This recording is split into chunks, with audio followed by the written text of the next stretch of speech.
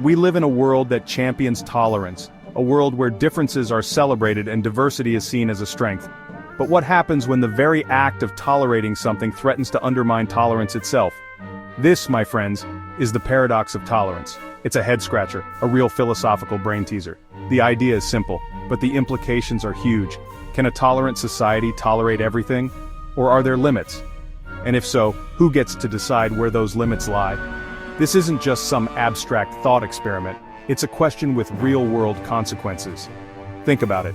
Should a society that values free speech tolerate hate speech? Should a society that embraces diversity tolerate groups that actively seek to undermine that diversity? These are tough questions, but they are questions we can't afford to ignore. Because the answers have the power to shape the very fabric of our society. Enter Karl Popper, a philosopher who grappled with these very questions in the aftermath of World War II. Popper was deeply concerned with the rise of totalitarian regimes and the devastating impact they had on human lives and freedoms. Popper, having witnessed the horrors of Nazi Germany firsthand, argued that unlimited tolerance is a recipe for disaster.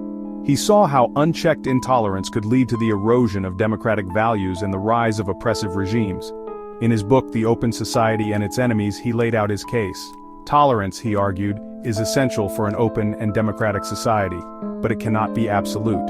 There must be limits to what we tolerate, especially when it comes to those who seek to undermine the very principles of freedom and equality. Popper's solution? We must be intolerant of intolerance. This means actively opposing those who spread hate and violence, and not allowing them to exploit our open society to further their destructive agendas. In other words, we have a duty to stand up to those who would use our tolerance as a weapon to destroy the very values that underpin our society. This is not just a moral obligation, but a practical necessity to preserve the fabric of our communities. It's like bringing a knife to a gunfight. Tolerance can't fight back against intolerance on its own. We need to equip ourselves with the tools and the resolve to confront and counteract these threats effectively. Think of it like this. If we allow a group that preaches hatred and violence to spread its message unchecked, we risk creating a society where those values become normalized. This normalization can lead to a dangerous shift in societal norms and behaviors, and once that happens, it's a slippery slope to tyranny.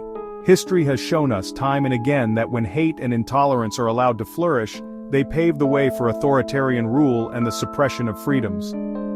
Popper's argument is a stark warning, a reminder that the price of freedom is eternal vigilance.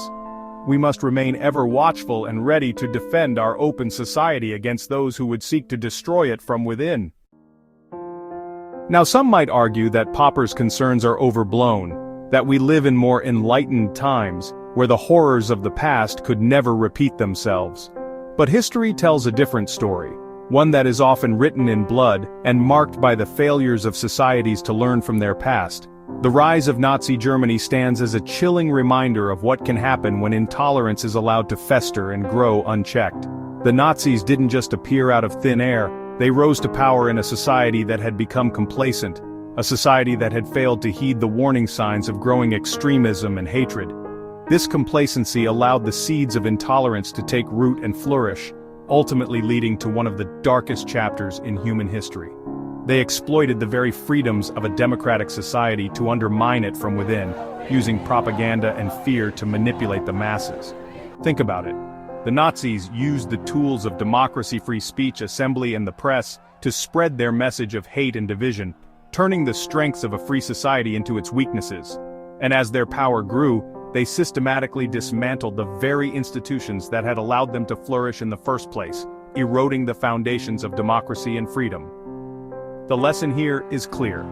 Intolerance, left unchecked, can metastasize, infecting the body politic like a cancer, spreading its malignancy until it consumes the very soul of a nation. And by the time the symptoms become obvious, it's often too late to reverse the damage. We must remain vigilant, always learning from the past to protect our future.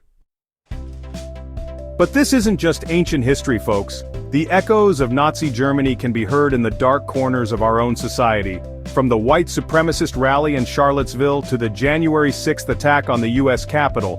The specter of intolerance continues to haunt us. These events are a stark reminder that the forces of hate and division are alive and well, and they are actively seeking to undermine our democracy. They remind us that the fight for tolerance is a never-ending battle, one that requires constant vigilance and a willingness to confront intolerance in all its forms. Think about the images from Charlottesville torch-wielding white supremacists chanting Nazi slogans, or the scenes from January 6th, a mob of insurrectionists storming the Capitol fueled by lies and conspiracy theories. These are not isolated incidents, they are symptoms of a deeper malaise, a growing tide of intolerance that threatens to engulf us all. When tolerance breeds complacency. But here's the thing. Intolerance doesn't always announce itself with a swastika and a jackboot. It often starts subtly, with a whisper of prejudice, a casual remark that goes unchallenged. And before you know it, those whispers can turn into shouts, and those casual remarks can become calls to action. This is the slippery slope of tolerance. When we become complacent, when we fail to challenge intolerance in its early stages, we create a climate where it can thrive. We become complicit in our own undoing. Think of it like this. If you see someone being bullied, do you stand by and do nothing? Or do you step in and say something? The same principle applies to intolerance. Silence is not neutrality, it's acquiescence. Orwell's warning, the seeds of tyranny take root. George Orwell, the literary genius behind 1984, understood this all too well. In his dystopian masterpiece, he painted a chilling picture of a society where freedom of thought is extinguished and dissent is ruthlessly crushed. And it all starts with the erosion of language, with the manipulation of truth. Orwell warned us about the dangers of doublethink, the ability to hold two contradictory beliefs in one's mind simultaneously and believe both of them. He showed us how totalitarian regimes use propaganda and censorship to control the narrative, to make the unacceptable seem normal. Think about the phrase alternative facts, or the term fake news.